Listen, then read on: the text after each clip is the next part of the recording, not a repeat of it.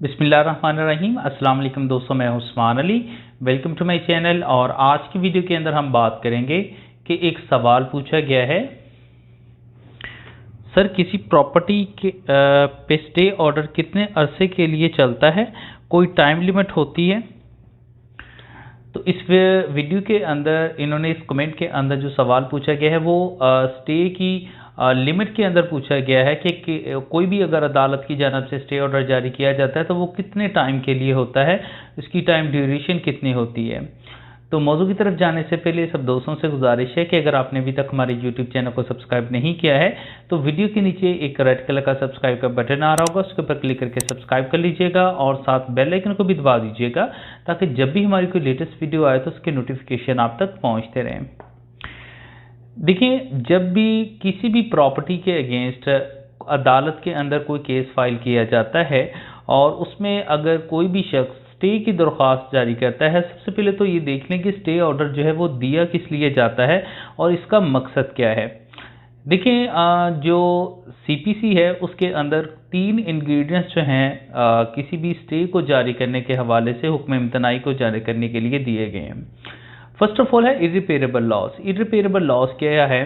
कि किसी को नाकाबिल तलाफी नुकसान होना। फॉर एग्जाम्पली, अगर कोई शख्स है वो कोर्ट के अंदर केस दायर करता है कि मेरी 5 मरले की प्रॉपर्टी है जबकि मेरा जो साथी हमसाया है उसकी भी 5 मरले की प्रॉपर्टी है, तो दोनों की 5-5 मरले प्रॉपर्टी है। लेकिन हुआ क्या है कि मेरा जो हमसाया है उसने मेरी भी हिस्से की प्रॉपर्टी जो है तकरीबन 1 मरला जो प्रॉपर्टी है उसके ऊपर उसने कब्जा करके कंस्ट्रक्शन करके उसको फर्दर सेल आउट करना चाह रहा है। अब यहाँ पर इर्रिपेरेबल लॉस क्या है, नाकाबिल तलाफी नुकसान क्या है इसके अंदर, कि अगर एक बंदे की प्रॉपर्टी, अब दोनों की 5-5 मरले की प्रॉपर्टी है, लेकिन एक बंदा जो है उसने दूसरे शख्स की 1 मरले की प्रॉपर्टी जो है उसके ऊपर भी कब्जा कर लिया है, उसके या एक तो सरसाई हैं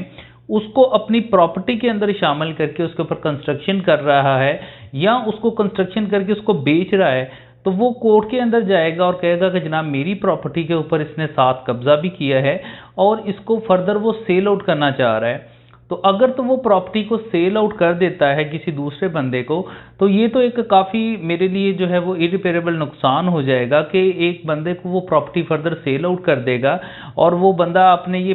जिस बंदे ने कब्जा किया है मेरी प्रॉपर्टी के अंदर वो पैसे लेके भी निकल जा सकता है,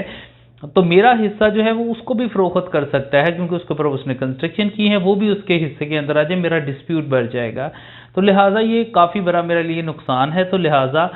कोर्ट जो है इसके ऊपर हुक्म इम्तनाई जारी कर दे, इसको रोक दे बेचने से, तो अदालत क्या करेगी कि यहाँ पर क्योंकि वाकई ही एक इर्रिपेरेबल लॉस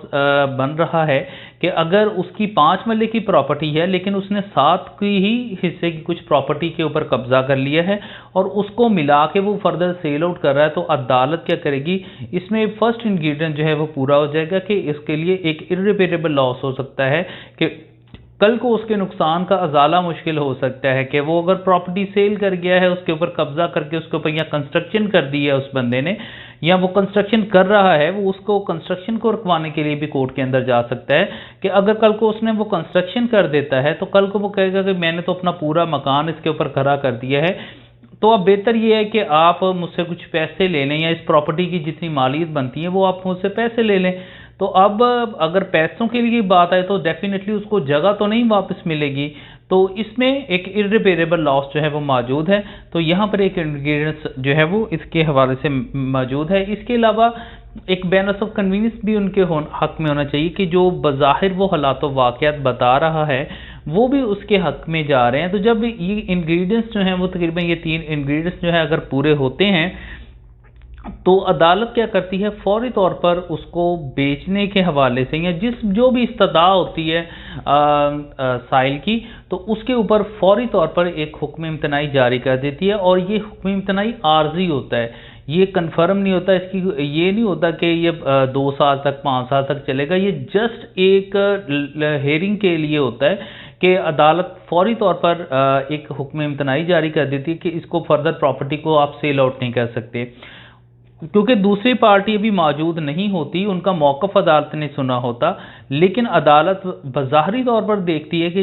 इसके जो ये बात बता रहा है इसमें इरिपेरेबल लॉस हो सकता है, इसको नुकसान हो सकता है, तो लिहाजा नुकसान से बचाने के लिए उसके ऊपर हुक्म इम्तनाई जारी कर देगी। हुक्म इम्तनाई जारी करने के बाद ये नहीं है कि उसको वो 2 साल 3 साल तक बरकरार रखेगी, बल्कि वो नेक्स्ट डेट ऑफ हियरिंग तक के लिए होता है। अदालत फौरी तौर पर कहेगी कि आपको हमने अब स्टे तो जारी कर दिया है, हमने प्रॉपर्टी फर्दर सेल आउट करने से रोक दिया है, अब आप करें क्या, आप दूसरी पार्टी को भी अदालत फिर नोटिस जारी करती है कि आपके खिलाफ अदालत के अंदर इस बंदे ने जो है वो केस दायर कर दिया है, लिहाजा आप अदालत के अंदर आएँ और अपना मौक़िफ़ बयान करें कि क्या इसके ऊपर ये जो बात कह रहा है ये दुरुस्त है या गलत है। तो जैसे ही दूसरी पार्टी को फिर नोटिस भेजा जाता है, वो दूसरी पार्टी भी ही अदालत के अंदर आती है और अपना उसके ऊपर जवाब जमा करवाती है। फिर सबसे पहले जो मुकदमे का बेसिक मुकदमा होता है, फॉर एग्जाम्पल कि एक बंदा है उसने प्रॉपर्टी के ऊपर कब्जा कर लिया है, अब डेफिनेटली कब्जा करना और उसके वापस कब्जा लेके देना ये भी एक मेजर केस है, और इसके साथ उसने स्टे की एप्लीकेशन लगा दी है। तो अदालत सबसे पहले उस स्टे की एप्लीकेशन को सुनेगी कि आया इस दोनों फरीकैन को सामने आ जाएंगे, और फिर दोनों को सुनेगी अदालत सबसे पहले कि क्या इसके ऊपर हुक्म इम्तनाई को जो स्टे है इसको बरकरार रखा जाए या इसको ख़त्म कर दिया जाए। अगर अदालत समझती है कि दोनों जब पार्टीज़ अपने सामने आ जाती हैं और अदालत दोनों फरीकैन को सुन लेती है, अगर तो अदालत मुनासिब समझती है कि इसका मज़ीद फर्दर स्टे जो है इसको जारी रखना ज़रूरी है, तो फिर जितनी देर तक मुकदमे का फ़ैसला नहीं हो जाता अदालत उसके ऊपर स्टे के ऊपर बरकरार रख देगी। यानी कि जब तक वो केस मुकम्मल नहीं होगा, चाहे वो 5 माह के अंदर हो, 2 माह के अंदर हो, 1 साल के अंदर हो, वो स्टे कन्फर्म कर दिया जाता है, और फिर उस जब तक केस चलता है उस वक्त तक जब तक अदालत उस केस का फैसला नहीं कर देती उस वक्त तक वो हुक्म इम्तनाई बरकरार रहता है। लेकिन अगर अदालत समझती है कि फरीकैन दोनों अब आगे हैं, दोनों का मौक़िफ़ सुन लिया गया है, और इसमें अगर देखते हैं कि प्लेंटिफ का जो एक मौक़िफ़ था वो कमज़ोर है और इसको स्टे को मज़ीद फर्दर कंटिन्यू रखना ज़रूरी नहीं है, और इसमें कोई नुकसान का अंदेशा मौजूद नहीं है प्लेंटिफ को, तो अदालत उस स्टे को खारिज कर देगी। तो जब भी स्टे जारी किया जाता है वो सिर्फ एक लिमिटेड टाइम के लिए होता है। फर्स्टली कोई भी बंदा जब अदालत के अंदर केस दायर करता है तो अदालत उसके ऊपर हुक्म इम्तनाई जारी कर देती है, लेकिन ऑन द नेक्स्ट डेट जब दूसरी पार्टी भी अदालत के अंदर पेश हो जाती है और वो अपना मौक़िफ़ अदालत के अंदर रखती है, तो फिर सबसे पहले अदालत इस चीज़ को देखती है कि आया जो स्टे अदालत की जानिब से दिया गया है उसको बरकरार जो है वो रखा जाए या नहीं। अगर तो अदालत मुनासिब समझती है तो फिर वो अगर स्टे को फर्दर कंफर्म कर देती है, उसको एक्सटेंड कर देती है, तो फिर जब तक केस का फैसला नहीं हो जाता वो स्टे बरकरार रहेगा। लेकिन अगर अदालत समझती है कि वो फर्दर इसको कंटिन्यू नहीं किया जा सकता, इसमें प्लेंटिफ का मौक़िफ़ कमज़ोर है, और जो कि जिसके खिलाफ स्टे दिया है, जो उसने आके बातें बताई हैं उसके हिसाब से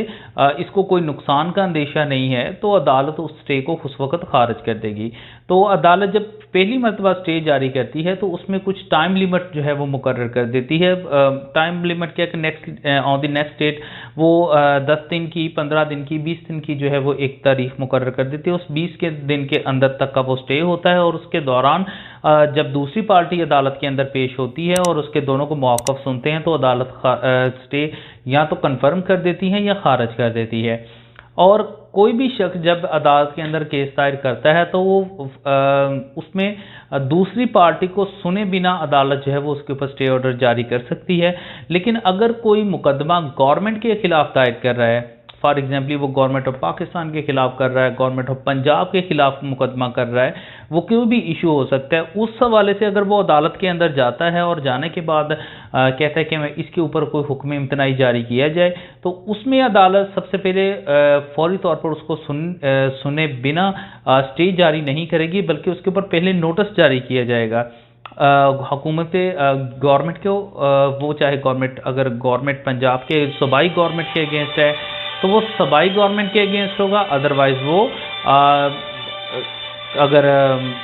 वफाक के अगेंस्ट है तो वो वफाक में होगा। तो इस तरह से अदालत सबसे पहले स्टे ऑर्डर देखेगी, अगर तो वो गवर्नमेंट के अगेंस्ट है तो पहले नोटिस जारी होगा, अदरवाइज नोटिस जारी नहीं होगा। तो इस मौजू से मुतल्लिक़ कोई अगर आपका सवाल हो तो वीडियो के नीचे कमेंट करके पूछ सकते हैं। थैंक्स फॉर वॉचिंग एंड अल्लाह हाफिज़।